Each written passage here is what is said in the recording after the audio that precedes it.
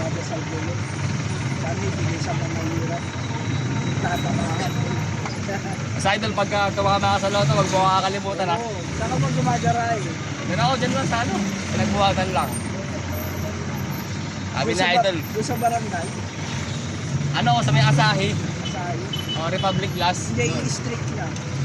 Ano yun eh, Abesa. Sabi. O, Billy Abesa yun, mga alam.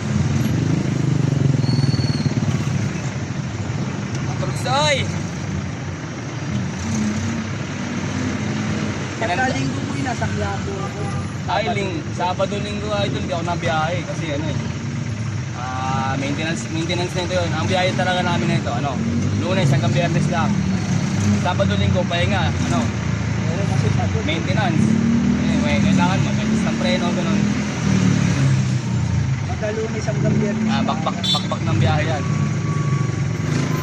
Iba, madaling araw pa lang, alas Oo. 3, alas 2. Ito naman, dalawa kami bumibiyahe na ito. Yung amo ko, pang umaga, tapos pagkagarahe niya, ako naman bibiyahe. Absent kami, absent.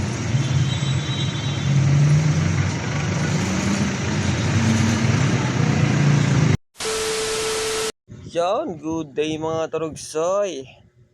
For today's video nga mga Turugsoy, kung nakikita po ninyo mga Turugsoy, no, itong si Idol ay meron siyang kapansanan sa kanyang katawan. Bale, itong si Idol ay 2 beses ko to siya sasakay.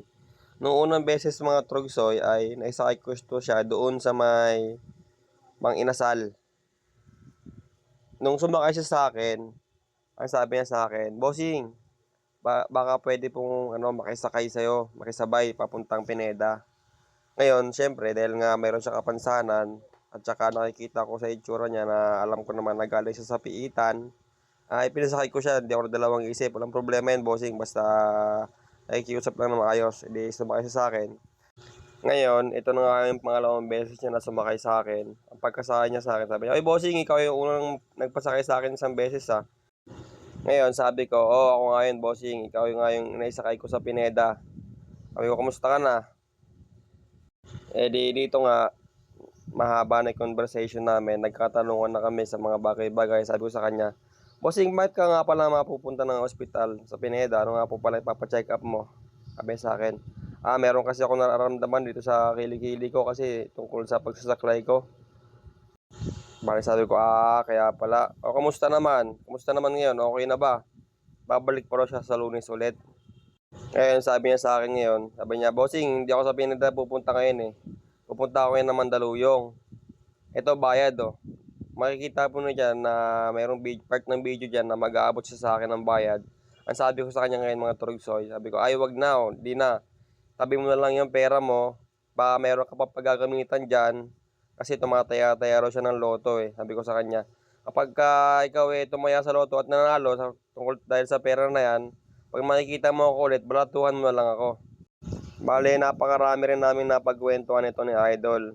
Siya nga po pala si, ang pangalan daw po niya ay si James. Idol James, kung saan ka man ngayon, mag-ingat ka palagi. Kagaya nga ng sinabi ko sa'yo na kapag makikita mo ako at kailangan mo sumakay, pag nakita mo ako, automatic sa akin, Idol, libre ka sa akin palagi. Kahit hindi ka na magbayad, walang problema yan, maliit na bagay yan. Konting tulong ko na lang para sa'yo yan.